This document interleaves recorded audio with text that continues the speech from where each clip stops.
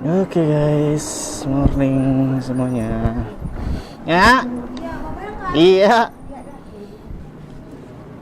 Morning guys. Nah, kali ini kita jalan siang bolong ya. Udah lama nggak jalan siang bolong, jadi semoga kita berdoa dulu deh, biasa. Kalau mau berangkat, semoga dilancarkan segala urusan, semua yang disita-sitakan, yang lagi diusahakan, yang lagi diperjuangkan, apapun itu selama positif, halal, semoga mendapatkan kelancaran dari segala urusan dan mendapatkan berkah dari Allah SWT. Mulai.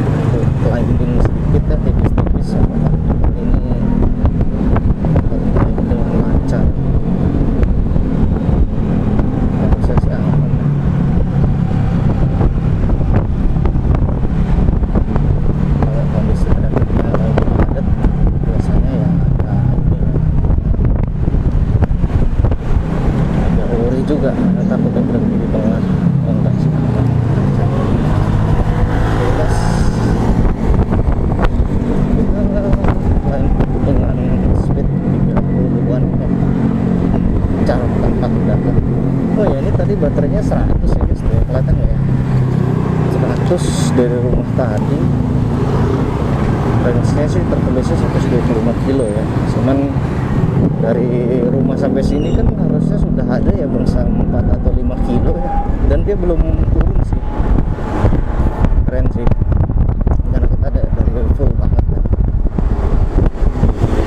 Tol tadi juga kita di pinggir tol tadi juga kita sebenarnya cukup kencang gitu ya, jalan di 70-an, 60, 70 yang RPM ini sih tadi sempat ngintip tuh di 3.000, 4.000 ya. Harusnya itu konsum baterai lumayan signifikan, tapi nyatanya belum turun tuh. Oh ya, kita lanjut lagi. Pagi ini kita mau bahas apa ya? Jumat berkah ini ya.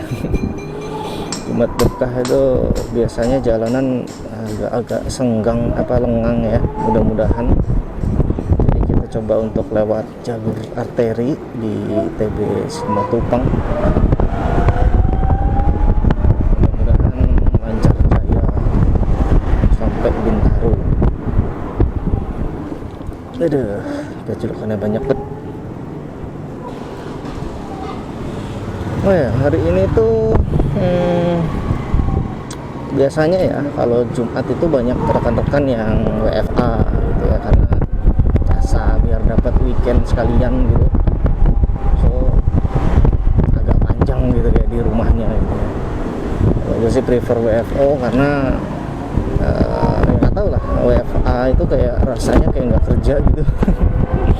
Nggak tahu kenapa, jadi tetap prefer untuk berangkat ke kantor biar ada sedikit perjalanannya gitu ya, karena itu biasa gue memang suka motoran orangnya. Jiwa-jiwa muda peturing-turing tipis akap melewati 3 zona waktu. Jadi kita tadi dari zona waktu Indonesia bagian Jaksel, terus waktu Indonesia bagian Depok atau Jawa Barat ya, di situ waktu Indonesia bagian Tangsel atau Banten gitu. Ngalahin Sumber Kencono kita udah akap.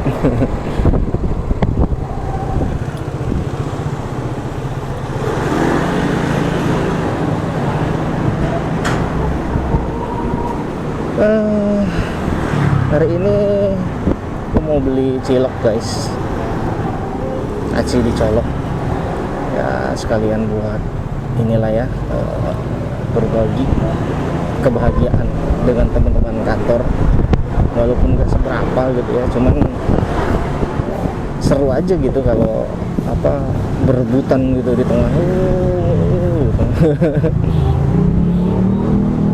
Rencananya sih jam 11 nanti dikirim ya, mudah-mudahan aja on schedule gitu ya, jadi habis Jumatan kita bisa bisa di unboxing gitu kira-kira. Pagi ini kita mau ngobrolin apa ya? Baterainya berkurang dong, 99 sekarang. Setelah sekian jauhnya.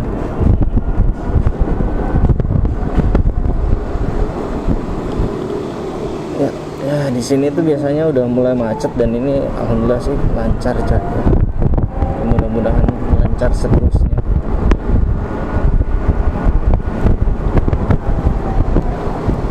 Nih Bebe timer nih, semoga sehat-sehat.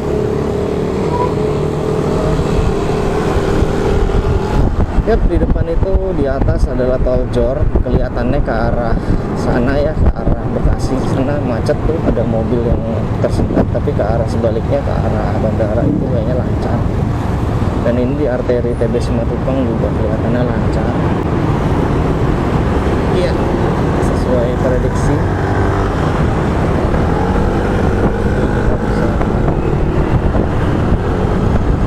Gas tipis-tipis ya.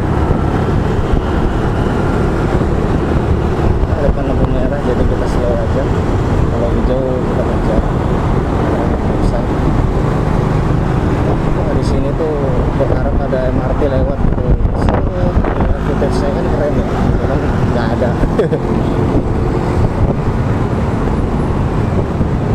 Kita sudah di lampu merah Fatmawati. Kanan itu arah Blok M, Melawai dan kawan-kawannya, itu area Gage ya, tentunya.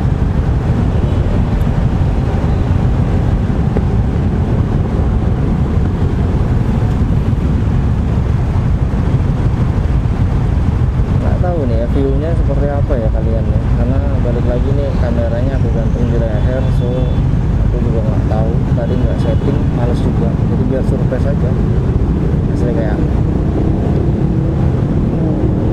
rame juga ya sih dari arah Pondok Labu ke arah Blok M ya. Samping kita driver berikutnya cewek guys, ibu-ibu pakai jilbab, keren tuh ya. Gimana pun juga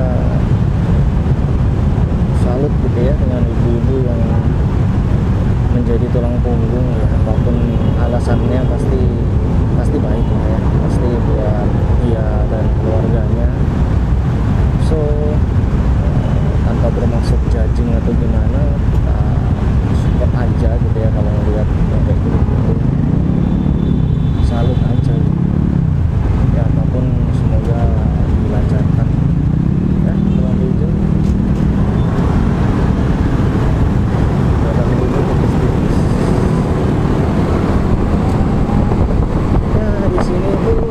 tersendat ya, pasti tersendat, jarang banget di sini lancar. Karena apa ya, itu tadi tempat untuk naik turunin penumpang, apa angkot lah, taksi lah, ojol, tangsel di stasiun Memapi ini, karena memang lokasinya cukup strategis gitu, dan tidak disediakan lokasi yang proper untuk sekedar naik turunin penumpang. Jadi mau nggak mau dia berhentinya di bawah jalan ya, karena ada yang berhenti otomatis lalu lintas agak sedikit tersendat ya. Kalau udah kasih barrier setinggi itu ya, tapi tetap aja gimana ya, namanya orang mau turun pasti mau ya gitu lah, tetap berhenti. Ini sayang banget ya terbengkalai ini ex-dealer Ford ini, padahal kalau dia ibarat katanya lahannya ini dipakai buat parkiran aja gitu, itu udah ngayur ini daripada tanam singkong gitu. Ya kan, nggak usah ngapa-ngapain gitu kan, paling bayar orang buat ngelola gitu ya, pakai let's say vendor parkir apalah gitu ya, yang pakai palang otomatis itu, dia dapat sehari 1.000 motor ya, kaliin let's say satu motor sehari misalnya 5.000 gitu, 5.000 kali 1.000 udah 5 juta, mobilnya begitu ini air daripada nganggur begitu ya. Kenapa nggak bisa buat bayar pajak? Itu kalau gue yang punya sih, tapi ya mereka mungkin udah kebanyakan duit jadi nggak butuh gitu. Ini Alphard depan ini salah satu wishlist gue guys ya, gue suka aja bentukannya gitu ya, nggak tahu kenapa, padahal Alphard seri sebelumnya itu gue nggak terlalu suka. Nah yang Alphard gue di rumah kan yang generasi 2 ya, ini kalau nggak generasi 4 atau 5 ya, 5 mungkin ya, yang PEV ya, PEV itu hybrid ya, jadi dia ada isi bensin tapi ada generator listriknya juga, jadi katanya sih lebih irit gitu, dan apa tenaganya lebih apa, torsinya lebih tinggi karena dibantu oleh dinamo gitu. Kan nggak tahu, orang belum pernah coba dan belum pernah niat juga untuk riset cari tahu. Tapi gue sih cukup heran ya, artinya kenapa belum ada yang bikin analogi mobil itu kayak kereta diesel elektrik gitu ya kan, karena kereta diesel elektrik itu kan udah terbukti gitu ya, dia tenaganya gede, terus bensin lebih, solarnya lebih irit dibandingkan kereta diesel konvensional gitu.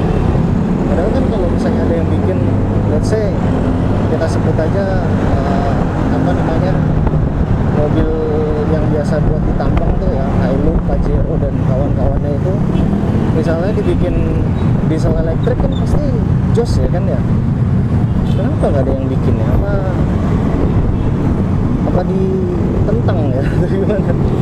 kadang gue tuh sedikit suka kepikiran juga gitu dengan teori-teori konspirasi Wahyudi, Mamarika, Remason gitu. Ya kadang kayak mikirin kalau kadang kita punya teknologi yang terlalu advance, yang terlalu ramah lingkungan atau ya kayak gitu-gitu ya, itu kadang kayak dimatikan gitu karena buat bisnis itu kurang menjanjikan gitu. Paham nggak ya kalian? Paham ya maksud gue ya? Jadi kalau misalnya di challenge gitu ya, insinyur dari Jepang, Eropa, atau Amerika untuk bikin let's say, oh aku mau motor atau mobil yang tenaga air gitu, mungkin bisa sebenarnya gitu. Tapi kan secara bisnis kan nggak ini ya, nggak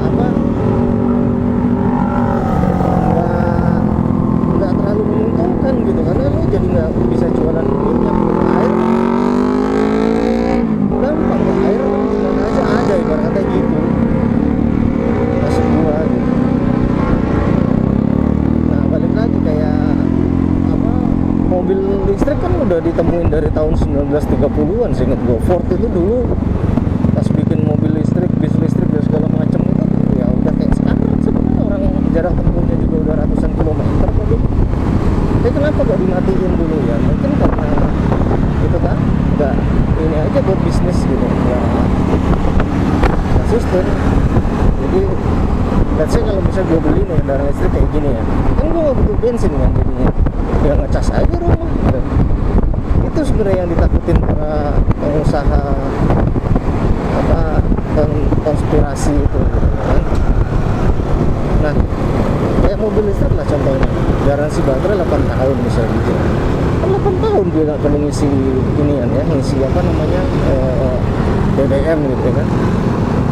Ya udah dia tinggal beli, let's say harganya misalnya 1M gitu. Ya udah 1M bagi aja 8 tahun, berarti kan dia jadinya segitu gitu ya.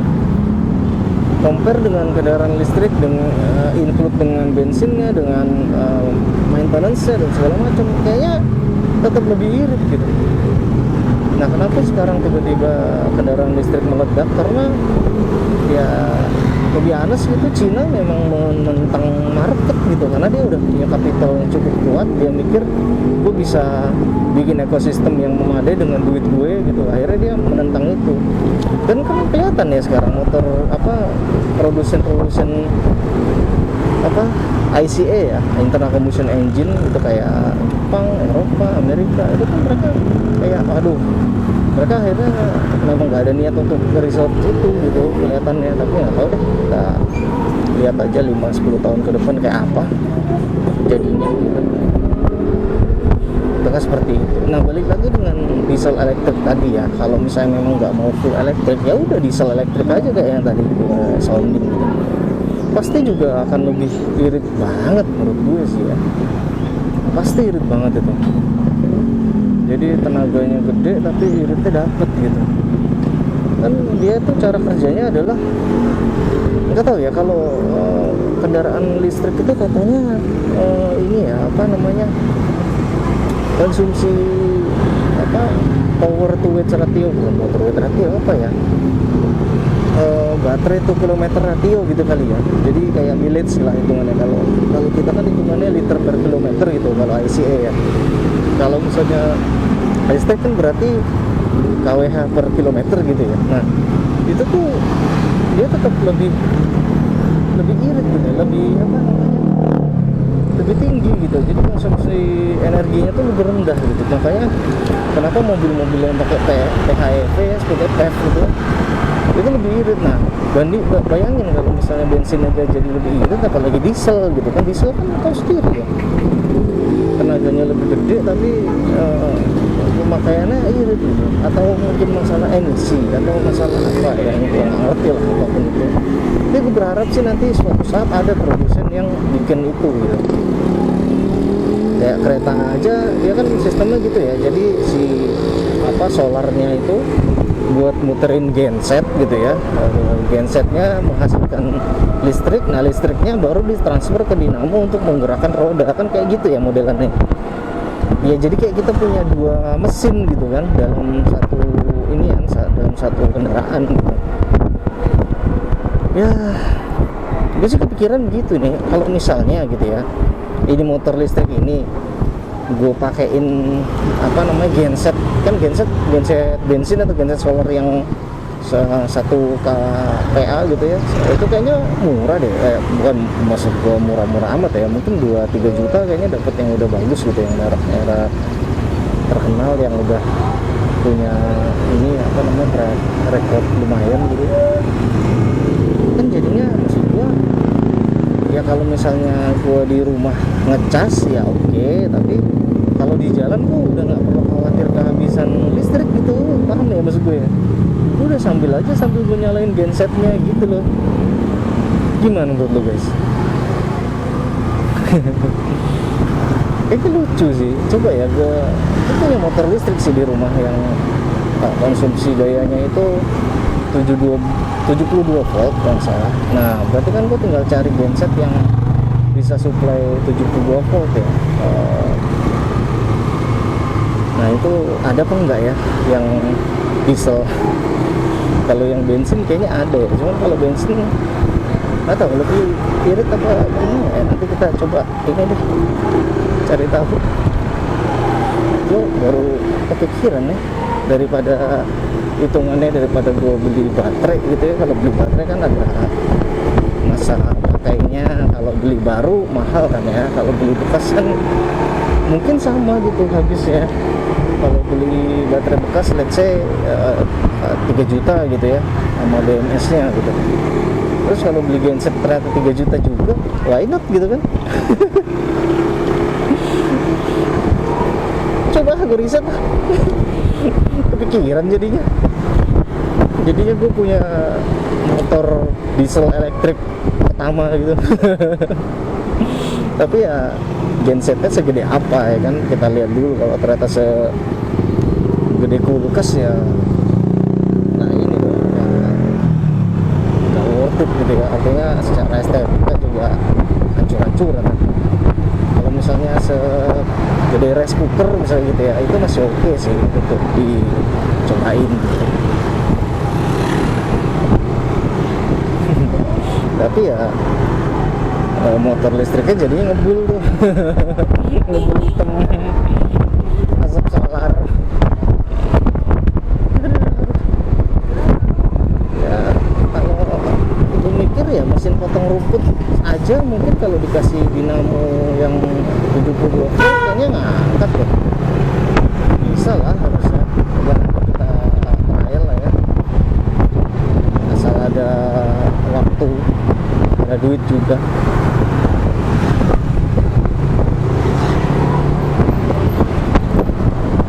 Nanti kalau misalnya beneran mau kita cobain, kayaknya bakalan gue bikin vlognya deh.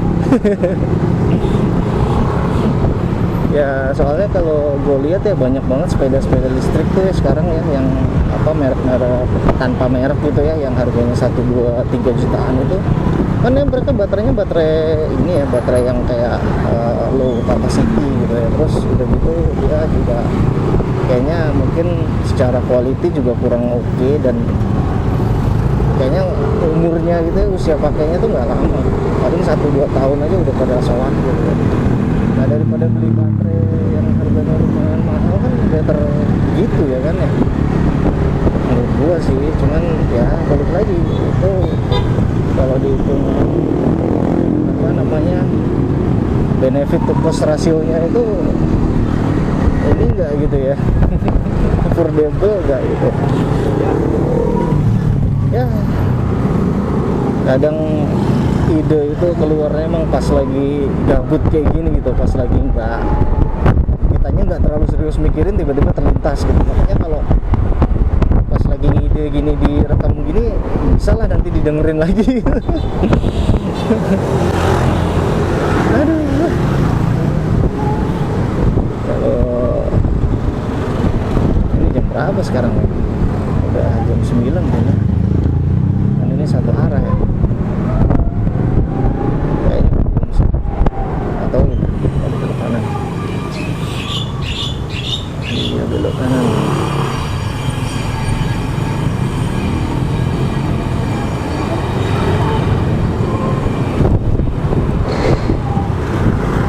Oke, kita sudah memasuki wilayah Bintaro pinggiran. Dikit lagi udah mau masuk sektor 1. Motor sudah tidak tetap lagi. Tadi kita udah ngobrolin angan-angan mau reset something. Too good to be true nggak sih? Oh, masih belum jam 9 nih, nanti masih ada bariernya, nanti masih satu arah harus.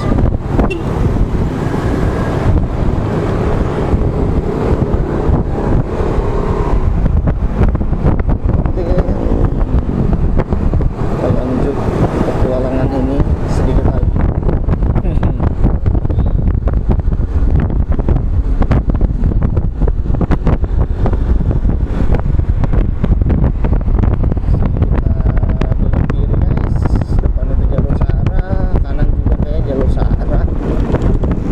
Sebelum jam 9, tapi kalau udah di atas jam 9 jadi 2 arah.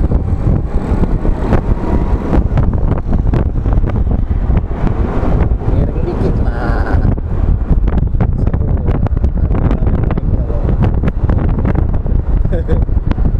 Jangan ditiru ya guys.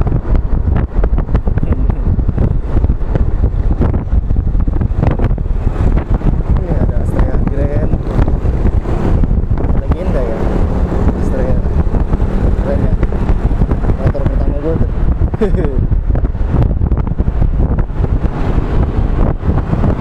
Oke,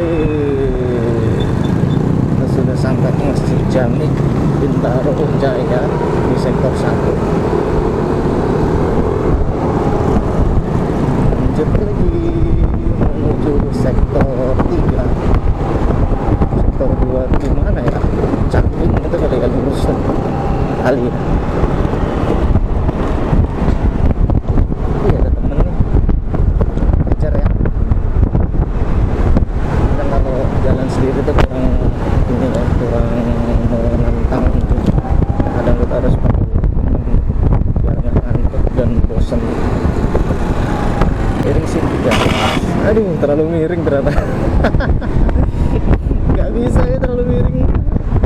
Nyangkut ya. Jadi kita harus atur supaya sudut kemiringannya nggak terlalu miring-miring.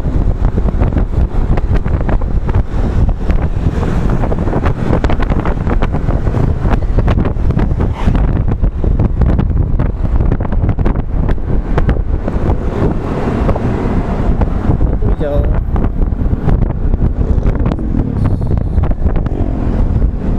Oh, lampunya mati ternyata, bukan hijau itu tadi. Sering tuh traffic lights itu mati, kira hijau tadi. Aduh, ya untungnya tadi nggak ada yang nyelonong ya. Oke, kita sampai ke Bintaro Creative Laut di Plaza Bintaro Jaya.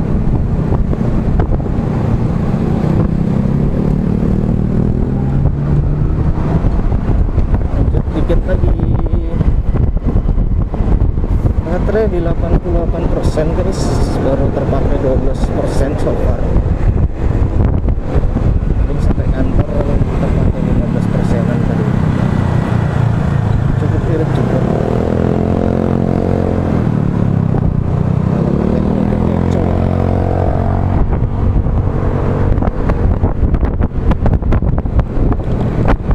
Nah, ini Alphard paling oke menurut gue.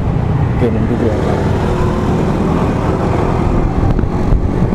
Suka aja kita melihat bentuknya yang simple. Atau karena gue terlalu subjektif ya, karena gue punyanya itu. Membela diri.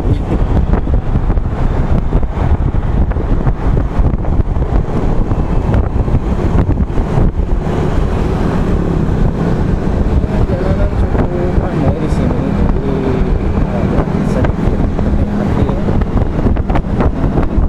Lagi motornya kan nggak ada suaranya. Takutnya kalau kita ada di sampingnya itu orang nggak notice ya, karena kita di area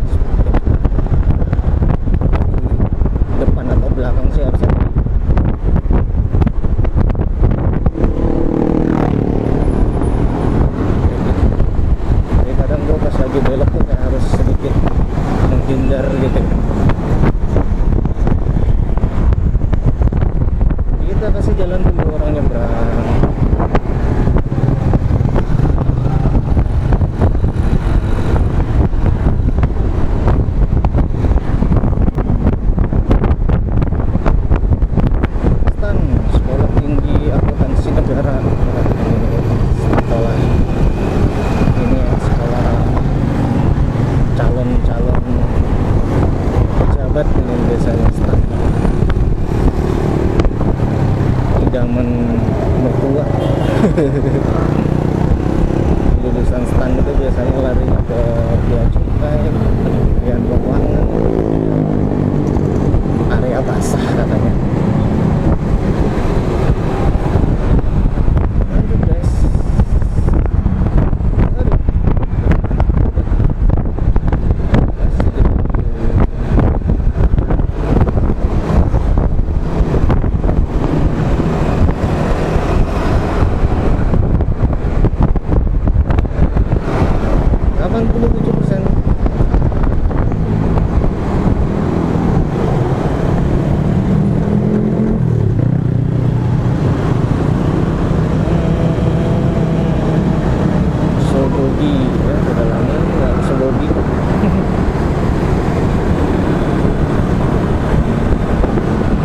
tumben-tumbenan belum minta IC. Saya paling nggak sebulan sekali.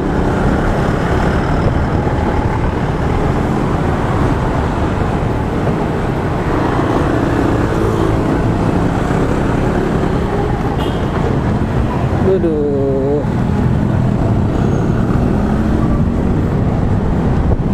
aman menteng.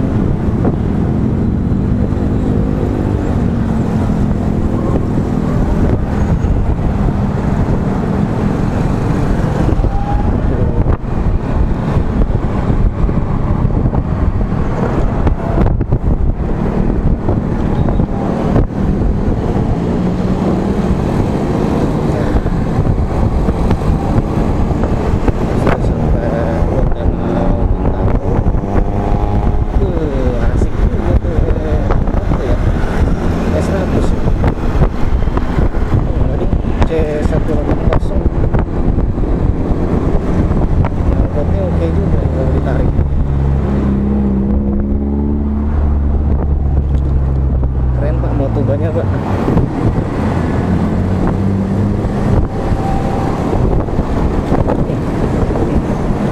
Wah, lampu hijau kejar nggak ya?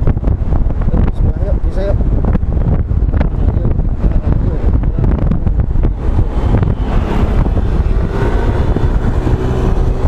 Hati-hati Pak, hati-hati Pak. Masih kejar Pak. Ambil kanan aja.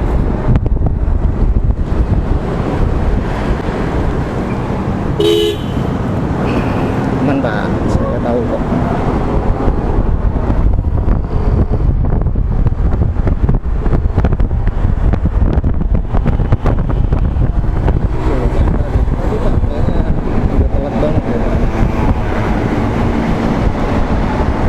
Balik di sini guys, dari pelan-pelan kita menuju ke kanan.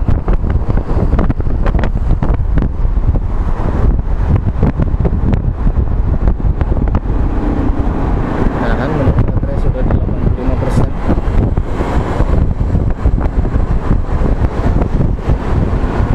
Tapi nggak tahu sampai parkiran berkurang lagi atau enggak.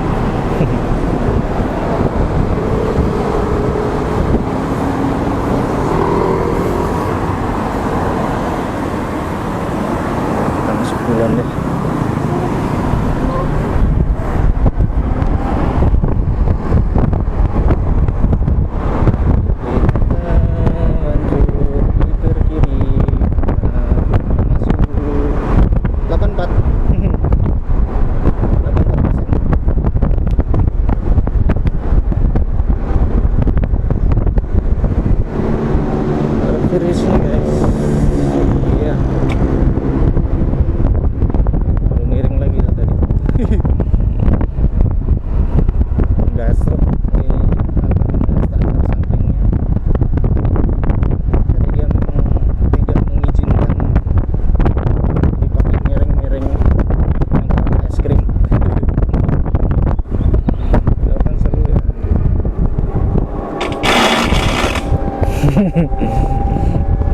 Sengaja put lagi. Oke, kita sudah hampir sampai. Copot sarung tangan dulu, stabil juga buat lepas tangan ya, tapi agak goyang tuh. Kita kita sampai guys. Alhamdulillah. Astagfirullahaladzim. Cepet mas. Lah, motor baru. Jadi pilih dari tadi nih. Tahu? Bukan motornya si Mas ini. Pradit? Iya. Iya. Suruh pakai.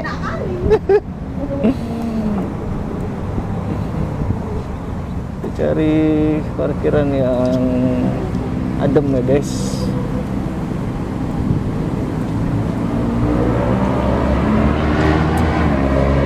Di situ kayaknya adem.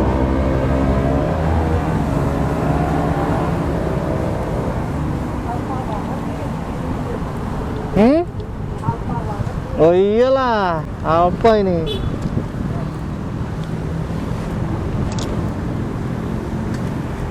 Oke, thank you guys yang udah nemenin saya dari sepanjang perjalanan dari rumah ke kantor.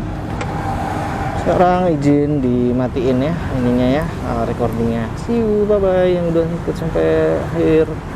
Sehat-sehat ya kalian. Aduh.